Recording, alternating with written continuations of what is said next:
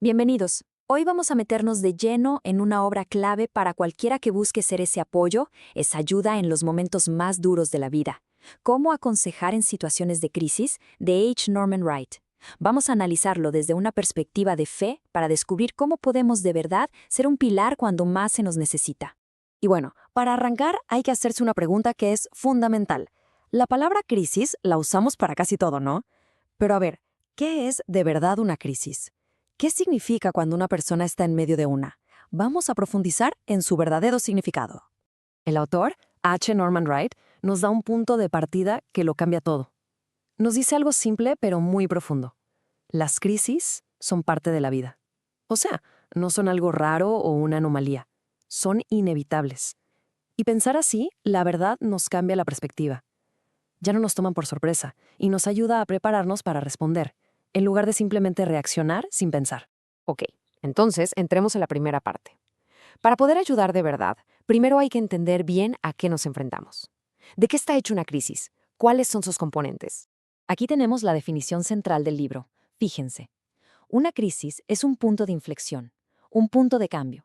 Y lo más interesante es que no la define como algo puramente negativo. Dice que es un punto de viraje, lo que significa que tiene el potencial de llevarnos hacia algo malo, sí, pero también puede ser el inicio de un crecimiento y una fortaleza que no esperábamos. Wright nos dice que casi todas las crisis tienen 5 elementos en común. A ver, primero, siempre hay algo que la detona, un evento que precipita todo. Segundo, un estado vulnerable. O sea, la persona ya se encontraba en una situación frágil que hace que el golpe sea más fuerte. Tercero, llega el punto de quiebre. Es ese momento en que las fuerzas se agotan. Y esto nos lleva al cuarto punto. Aparecen los síntomas de tensión y estrés, tanto físicos como emocionales. Y finalmente, el quinto. Se instala una actitud de pánico, de sentir que ya todo está perdido. Reconocer estos elementos es clave para entender la situación. Bueno, ahora sí, vamos al corazón de este análisis, a lo que de verdad lo hace diferente de otros enfoques. ¿Qué nos dice la Biblia sobre todo esto? ¿Cómo nos enseña a ver y a manejar las crisis? Es que el fundamento de todo esto es justo eso. Para un creyente, la consejería en momentos de crisis tiene sus raíces, su base, en la verdad bíblica. No se trata nada más de técnicas psicológicas, sino de aplicar la sabiduría y el poder de Dios en los momentos de más oscuridad. Y tenemos un ejemplo perfecto en la Biblia. Pensemos en Saulo, camino a Damasco. Lo que vivió fue una crisis total. De repente se queda ciego, todos sus planes se vienen abajo, su identidad entera entra en juego. Pero fue justo ahí, en ese punto de quiebre, que Dios lo transforma en el apóstol Pablo. Esto nos enseña algo increíblemente poderoso, que aún en la crisis más terrible, Dios puede estar obrando para un bien, para una transformación que ni en sueños nos hubiéramos imaginado. Muy bien, ya vimos el qué es una crisis y el por qué verla desde la fe. Ahora vamos al cómo. Wright nos propone un proceso bien práctico, paso a paso para saber cómo intervenir. Y aquí está el modelo de 5 pasos. El primero, y quizá el más importante, es crear una relación de confianza. Después, el segundo, explorar bien el problema, entenderlo desde todos sus ángulos. El tercer paso es súper importante. Decidir un plan de acción, pero junto con la persona. No se trata de imponer soluciones. El cuarto es poner manos a la obra, llevar ese plan a la práctica con pasos concretos.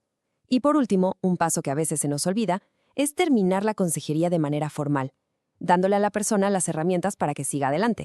Y ahora hablemos de la herramienta más poderosa que tiene el consejero cristiano. ¿Dónde entran la escritura y la oración en todo este proceso? Es que hay que entender esto bien.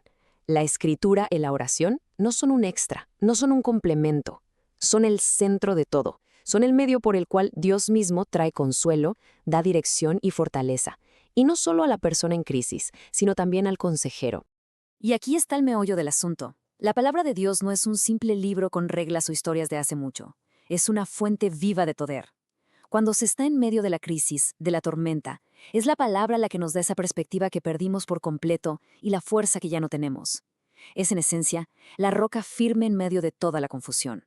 Y para terminar, me gustaría dejar una pregunta en el aire para la reflexión.